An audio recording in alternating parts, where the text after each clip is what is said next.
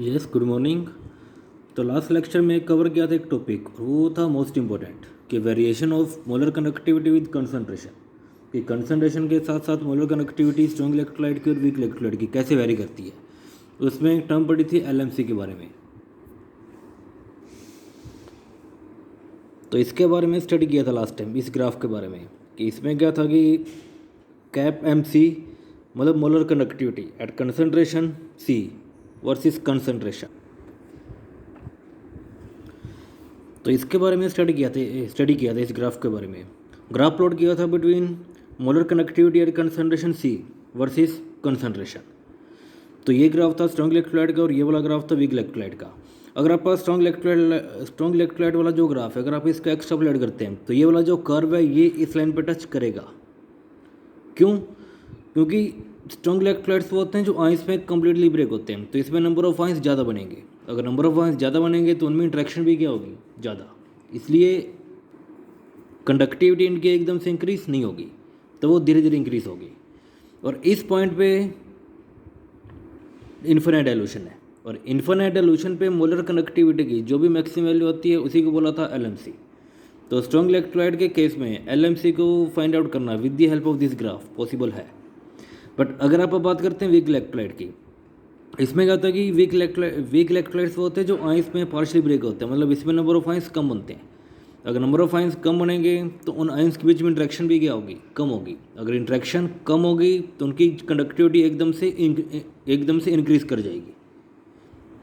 तो weak electrolyte के case में ये वाला जो कर्व है ये इस लाइन से टच नहीं करेगा, ये वाला जो कर्व है ये बिल्कुल इसके चलेगा parallel, because number of ions इसमें कम बनते हैं। अगर नंबर ऑफ आइंस कम बनेगी तो आइंस के बीच में इंट्रैक्शन कम होगी, तो मूवमेंट ज़्यादा होगी, इसलिए इनकी कंडक्टिविटी एकदम से इंक्रीज हो जाएगी। तो ये वाली जो लाइन है ये इस लाइन की बिल्कुल जाएगी पैरेलल, मतलब ये वाला जो कर्व है ये इन्फिनिट डाइल्यूशन पे टच नहीं करेगा। अगर इन्फिनिट डाइल्यूशन पे टच नहीं करेगा तो एलएमसी की वैल्यू वीक इलेक्ट्रोलाइट के लिए इस ग्राफ की हेल्प से फाइंड आउट नहीं कर सकते। सो वीक इलेक्ट्रोलाइट कि फिर एलएमसी फाइंड आउट कैसे करेंगे, उसके लिए नेक्स्ट है कोरलोस लॉ। तो नेक्स्ट जो टॉपिक है वो है कोरलोस लॉ। ये भी इंपॉर्टेंट है बट इसके न्यूमेरिकल्स इंपॉर्टेंट है। सबसे पहले इस लॉ की स्टेटमेंट क्या है, कि इस लॉ ने क्या स्टेटमेंट दी थी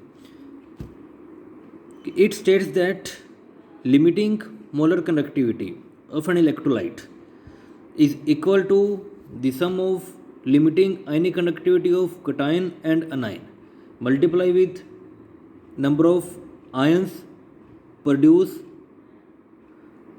present in one formula unit of the electrolyte।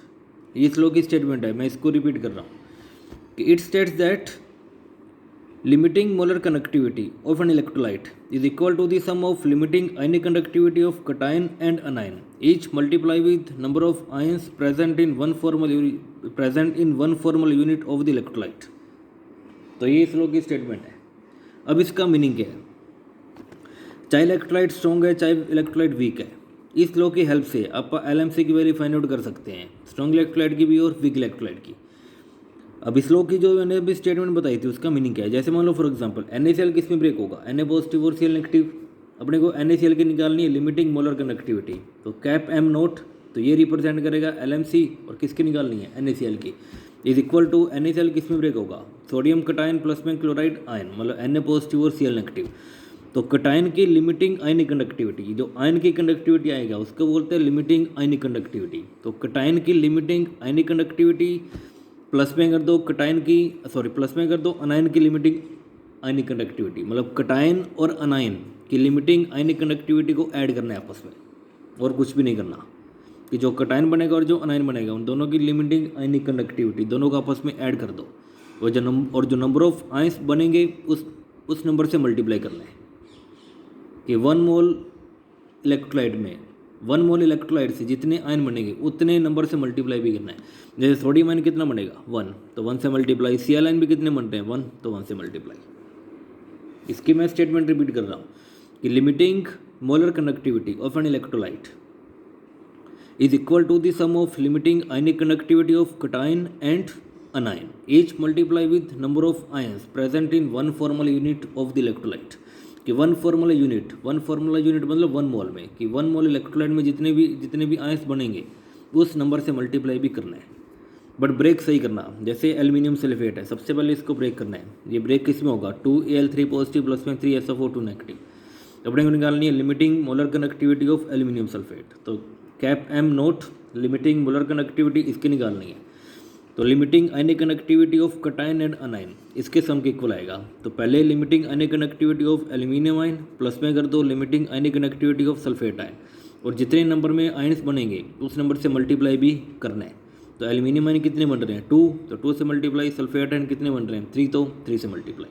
तो ये स्लो की स्टेटमेंट है। ऐसे आप LMC फाइंड आउट कर सकते हैं, चाहे इलेक्ट्रोलाइट स्ट्रॉन्ग है चाहे इलेक्ट्रोलाइट वीक है। इसके बाद इसके एप्लीकेशंस। इसकी फर्स्ट एप्लीकेशन ये है कि to calculate LMC of weak electrolyte की फाइंड आउट कर सकते हैं। कैसे करेंगे, जैसे मान लो एसिटिक एसिड, इसकी अपने को LMC फाइंड आउट करनी है और ये गिवन है अपने पास HCl, KCl और CH3CO के। करना क्या है, इन तीनों से इसको बनाना है। अब इन तीनों से ये कैसे बनेगा, अगर अपन CH3COO के और HCl दोनों को आपस में ऐड करते हैं तो वहाँ से फिर क्या बन जाएगा, CH3COO यहाँ से आएगा, H यहाँ से आएगा, तो यहाँ से ये बनेगा। बट साथ में एक्स्ट्रा क्या बनेगा, K यहाँ से बनेगा, Cl यहाँ से बनेगा, तो एक्स्ट्रा बनेगा KCl। तो जो एक्स्ट्रा बनेगा उसकी वैल्यू माइनस कर दो, मतलब इसकी वैल्यू और इसकी वैल्यू इन दोनों को ऐड कर दो, जो साथ में एक्स्ट्रा बनेगा उससे माइनस कर दो, और एक्स्ट्रा इस केस में क्या बनेगा KCl, तो KCl से माइनस कर देंगे, तो ये बन जाएगा।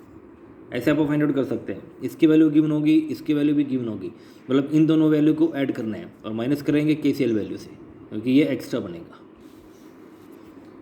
तो ये था first, to calculate LMC of weak electrolyte. Second है to calculate degree of dissociation, that is alpha, कि अल्फ़ा को फाइंड आउट कैसे करेंगे।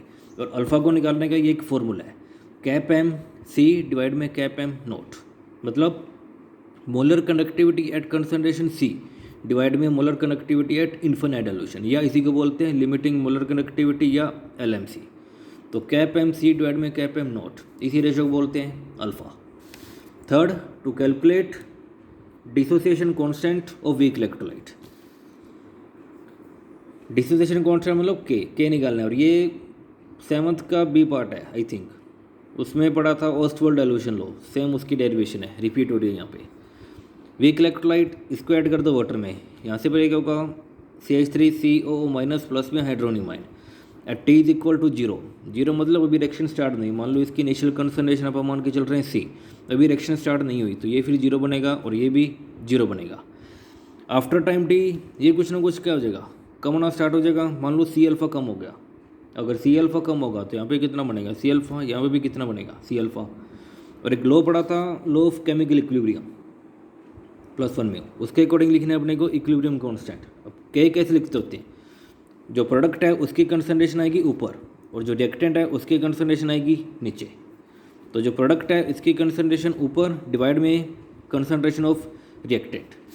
और किसी भी रिएक्शन में जब आप वो वाटर का यूज़ करते हैं उसकी अमाउंट आप उसकी जो अमाउंट है वो आप मान के चलते हैं ऑलमोस्ट कॉन्स्टेंट। तो वाटर ले जाओ इस साइड, तो K इंटू में वाटर।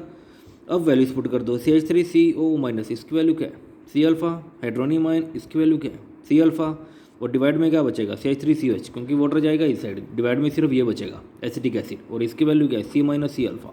तो ये यहाँ पे पुट की, K इसमें कॉन्स्टेंट है, K यहाँ पे कॉन्स्टेंट है, K कॉन्स्टेंट और वाटर भी क्या है कॉन्स्टेंट।